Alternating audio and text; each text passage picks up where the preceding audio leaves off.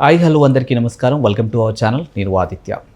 గత 2 రోజులుగా 2 తెలుగు స్టేట్స్ని కుదిపేస్తున్న అంశం ఏదైనా ఉంది అంటే గుడ్లవల్లేరు ఇంజనీరింగ్ కాలేజ్లో అమ్మాయిల బాత్రూంలో పెట్టినటువంటి సీసీ కెమెరాల ద్వారా వాళ్ళ న్యూడ్ చిత్రాలను చిత్రీకరించారంటూ ఒక అంశం అయితే తెర మీదకి వచ్చింది. మరి వాస్తవానికి కొంతమంది మాట్లాడుతున్న అంశాలు ఏంటంటే ఇప్పటివరకు అక్కడ ఎలాంటి సీసీ కెమెరాలని చూపించలేదని, ఎలాంటి వీడియోలు బయటికి రాలేదని కొంతమంది మాట్లాడుతుంటే, లేదు 100% అక్కడ వీడియోలు చిత్రీకరించారు, దాదాపుగా 300 వీడియోల్ని అమ్ముకున్నారంటూ ఒక వర్గం నుంచి ఒక వాదన అయితే వినిపిస్తూ ఉంది. మరి ఈ అంశాన్ని పోను రాజకీయ రంగు పులుముకుంటుందంటూ ఒక వాదన కూడా వినిపిస్తుంది. మరి ఈ అంశం గురించి మాట్లాడడానికి ప్రస్తుతానికి మనతో పాటు స్టూడియోలో ఉన్నారు ప్రముఖ పొలిటికల్ అనలిస్ట్ కేవీ ప్రసాద్ గారు. సో సార్ని అడిగి వారి విషయాలు తెలుసుకున్నారు. సార్ నమస్కారం. సార్ నమస్తే అండి. సార్, మనం చూస్తున్నాం గత 2 రోజుల నుంచి గుడ్లవల్లేరు ఇంజనీరింగ్ కాలేజ్లో అమ్మాయిల బాత్రూంలో సీసీ కెమెరాలు పెట్టి వాళ్ళ న్యూడ్ చిత్రాలు చిత్రీకరించారు, వాటిని అమ్ముకున్నారంటూ ఒక వార్త వినిపిస్తూనే ఉంది. కానీ పోలీస్ డిపార్ట్మెంట్లో ఒక స్టేట్మెంట్ ఇవ్వడం జరిగింది. ఇప్పటివరకు ఎలాంటి సీసీ కెమెరా బయట మాకు దొరకలేదని, ఎలాంటి అసలు వీడియోలు కూడా బయటకు రాలేదని వాళ్ళు చెప్తూ ఉన్నారు. కానీ కొంతమంది లేదు, ఇది కాలేజ్ని సేవ్ చేసే పనిలో భాగంగా ఇలాంటి అంశాలు బయటకు తెర మీద తీసుకొస్తున్నారు, కానీ వీడియోలు మాత్రం బయటకు అమ్మేసుకున్నారని మాట్లాడుతూ ఉన్నారు. అసలు ఇందులో నిజాలు ఎంత ఉన్నాయి, దీన్ని రాజకీయం వైపు తిప్పే ఆలోచనలు కూడా కొంతమంది ఉన్నారు అంటూ వాదనలు వినిపిస్తున్నాయి. అసలు ఇందులో ఎంతవరకు ఏ కోణంలో చూడొచ్చు అసలు దీన్ని? సో ఏదేమైనా కూడా ఇది చాలా శోచనీయం అండి. ఇప్పుడు అక్కడ మీరు చెప్పినట్టుగా ఎవరైతే అనుమానితులు కొంతమందిని అనుమానిస్తున్నారో అక్కడ తప్పు చేసింది ఒక 4-5 మాత్రమే. సో కానీ వాళ్ళ ల్యాప్టాప్ల్లో కానీ లేకపోతే వాళ్ళ యొక్క మొబైల్స్లో కానీ ఇటు కాలేజీలో కూడా ఎక్కడ కూడా కెమెరాస్ ఉన్న దాఖలాలు ఎక్కడా లేవు. కానీ దగ్గర ఇప్పుడు అక్కడున్న ఆడపిల్లలందరినీ కూడా రోడ్డును పడేసేసారు. సో వాళ్ళందరికీ కూడా అదొక మచ్చ. ఇప్పుడు బయట ప్రపంచంలో కూడా బయటకు వస్తే ఏమో ఈ అమ్మాయిది కూడా ఉందేమో, ఇప్పుడు రేపొద్దున పెళ్ళిళ్ళు అవ్వడానికి అయినా లేకపోతే ఎక్కడికైనా జాబ్కి వెళ్ళే టైంలో కూడా ఇది ఒక డెంట్ లాంటిది. సో మొత్తం ఆడపిల్లల యొక్క జీవితాలకు ఈ విధమైన మరక అంటించడం అనేది చాలా దుర్మార్గం ఇది. సో ఈవెన్ వీళ్ళు కూడా కాస్త సమన్వయం పాటించి మరీ రోడ్డెక్కి హల్చల్ చేయకుండా ఉంటే బాగుండేది. సో కాముగా పోలీసులు వచ్చి అన్నీ చెక్ చేసి లేదన్నప్పుడు అంతటితో వదిలేస్తే బాగుండేది. సో కొంతమంది ప్రేరేపించారు కాబట్టి కొంతమంది విద్యార్థుల రూపంలోనూ కొంతమంది రాజకీయ నాయకుల రూపంలో కూడా వీళ్ళందరినీ కూడా కొంచెం ప్రొవోక్ చేయడం జరిగింది. సో దానికి వీళ్ళు కూడా కొంతమంది రెచ్చిపోయి సో వాళ్ళే బయటేసుకున్నారు. సో ఒకటి అక్కడ జరిగింది పొరపాటు, అక్కడ ఏమీ లేకుండానే ఈ పిల్లల మీద బురద వేయడం అన్నది అది మహా తప్పది. సో రెండోది వీళ్ళు కూడా కొంచెం తొందరపడ్డారేమో అనిపిస్తుంది, ఆ ట్రాప్లో పడ్డారేమో అనిపిస్తుంది. సో ఏదేమైనా విద్యార్థుల జీవితాలతో ఇటువంటి ఆటలాడడం అనేది చాలా పొరపాటు.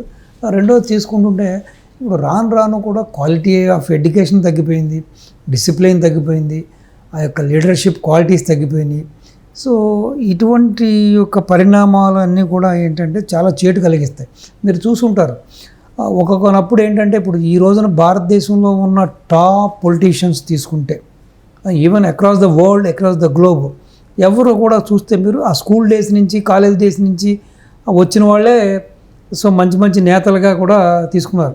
దానికి ఫైనెస్ట్ ఎగ్జాంపుల్ మన ప్రస్తుత స్టేట్లో తీసుకుంటే చంద్రబాబు నాయుడు గారు. ఆ స్కూల్ డేస్ నుంచి కాలేజ్ డేస్ నుంచి ఆయన ఏ విధంగా రూపాంతరం చెందాడు, ఏ విధంగా ఆ తర్వాత రాజకీయ నాయకుడిగా చేయడం, ఈ రోజున ప్రపంచం మనల్ని ఏ విధంగా పొందుతున్నాడో చూస్తున్నాం.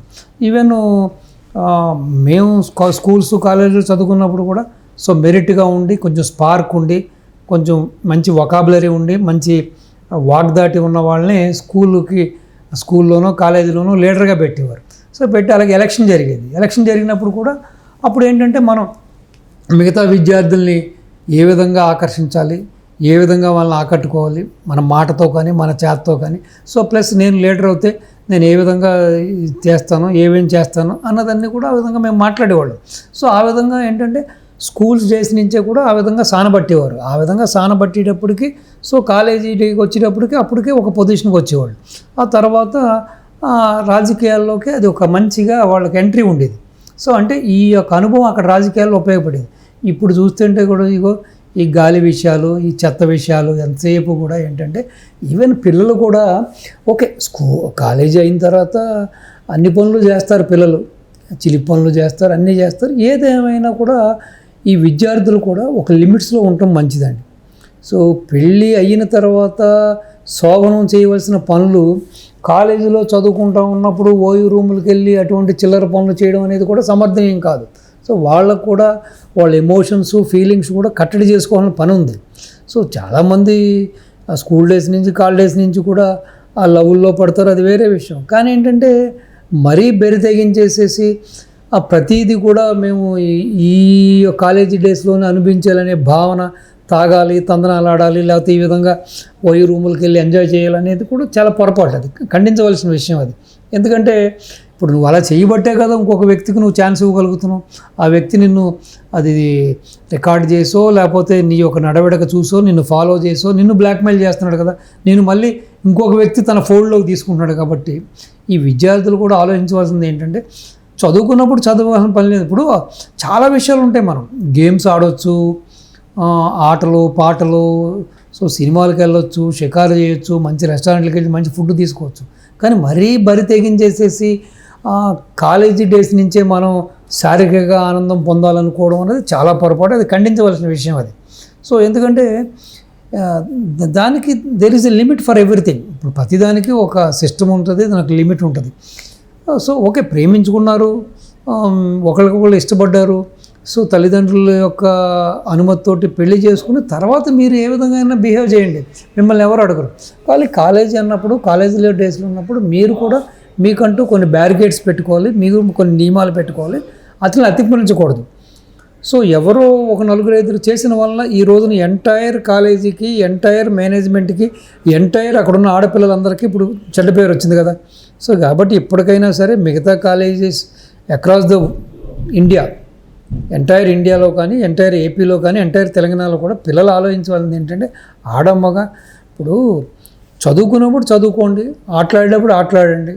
సో అదేవిధంగా కొన్ని నియమాలు, కొన్ని యొక్క పద్ధతులు కొన్ని పాటించాలి. సో పాటించకపోవడం వల్ల నలుగురు ఐదుగురు చేసిన తప్పు ఈ రోజున మొత్తం అందరూ ఆడపిల్లలకి ఒక మాయన మచ్చగా అయిపోయింది.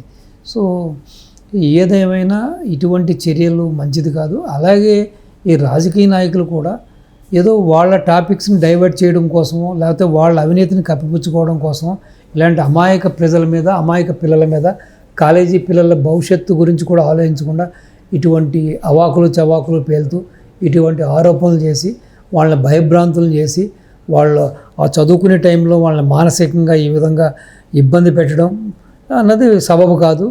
ఈ రాజకీయ పార్టీలు, రాజకీయ నాయకులు కూడా ఒక సమన్వయం పాటించాలి. సో ప్రతిదాన్ని రాజకీయ కోణంలోనూ ప్రతిదాన్ని త్వరను లబ్ధి పొందాలి, ఏదో విధంగా మనం ప్రజల్లో మేము ఉన్నామనేది ఒక భావన కల్పించాలి కోసం ఇలాగా ప్రజల జీవితాలతోటి లేకపోతే ఇలాంటి స్టూడెంట్ జీవితాలతోటి కూడా ఆటలాడుకోవడం అనేది సబబు కాదు, ఇది సంస్కారం కాదు, సభ్యత కాదు. ఇప్పటికైనా సరే ఇటువంటి రాక్షస క్రీడలకి చెక్ పెట్టాలి. విద్యార్థుల యొక్క జీవితాలతోటి ఆడుకోవద్దు. ఎందుకంటే ఇప్పటికే మీరు చూస్తే సర్వే చూస్తే అవుట్ ఆఫ్ 7 ఒకళ్ళు మానసిక వ్యాధితో బాధపడుతున్నారంట. సో సూసైడ్స్ ఎక్కువైపోయినాయి ఇప్పుడు ఎంటైర్ ఇండియాలో, మనకి సూసైడ్ బాగా ఎక్కువైపోయింది. సో ఆల్మోస్ట్ 4% ఏదో వచ్చేసింది అంటున్నారు మన పాపులేషన్లో సూసైడ్స్. సో ఏటా కూడా చూస్తుంటే కొన్ని వేల మంది చనిపోతున్నారు. సో ఇప్పుడు ఇటువంటి పరిస్థితులు వచ్చినప్పుడు కొన్ని వీక్ మైండ్ ఉన్న వాళ్ళు ఏమో నా వీడియో తీశారేమో, రేపొద్దున నా పరువు ఏమవుతుందని చెప్పి అటువంటి ఎక్స్ట్రీమ్ డిసిషన్ తీసుకోవడానికి కూడా ఛాన్స్ ఉంది. కాబట్టి పిల్లలకి మనం మానసికంగా ఆత్మస్థైర్యాన్ని కల్పించాలి, కానీ వాళ్ళని మరీ ఈ విధంగా మనం రకరకాలుగా వాళ్ళ యొక్క ఆత్మస్థైర్యాన్ని దెబ్బ కొట్టేలాగా లేకపోతే వాళ్ళ యొక్క మానహారణం చేసేలాగా ఉండకూడదు అనేది నా అభిప్రాయం. ఏదేమైనా సరే ఇటు పిల్లల తల్లిదండ్రులు కూడా అసలు పిల్లలు ఏం చేస్తున్నారు, ఎక్కడికి వెళ్తున్నారు, ఎప్పుడు వస్తున్నారు అనేది కూడా వాళ్ళు కూడా మానిటరింగ్ చేసుకోవాలి. కేవలం పక్కింటోడు కలెక్టర్ అయ్యాడు కాబట్టి నా కొడుకు కలెక్టర్ అయ్యాడు, పక్కింటోడు ఇంజనీర్ అయ్యాడు కాబట్టి నా కొడుకు ఇంజనీర్ అవ్వాలి, పక్కింటి అమ్మాయి డాక్టర్ అయింది కాబట్టి నా అని కాకుండా అసలు క్యాలిబర్ ఏంటి, కెపాసిటీ ఏంటి, వాళ్ళ ఎఫిషియన్సీ ఏంటి, అసలు వాళ్ళకి ఏ రంగంలో వాళ్ళకి ఆసక్తి ఉంది, క్రీడా రంగంలో ఆసక్తి ఉందా, చదువు మీద ఉందా, లేకపోతే లా చదువుకుండాలనుకుంటున్నారా, డాక్టర్ చదువుకుంటున్నారా, ఇంజనీర్ చదువుకుంటున్నారా, అసలు వాళ్ళ ఇంట్రెస్ట్ను ముందు గమనించి ఆ దిశగా వాళ్ళని పంపిస్తే వాళ్ళు కూడా వాళ్ళ మైండ్గా టఫ్గా ఉంటారు, స్ట్రాంగ్గా ఉంటారు.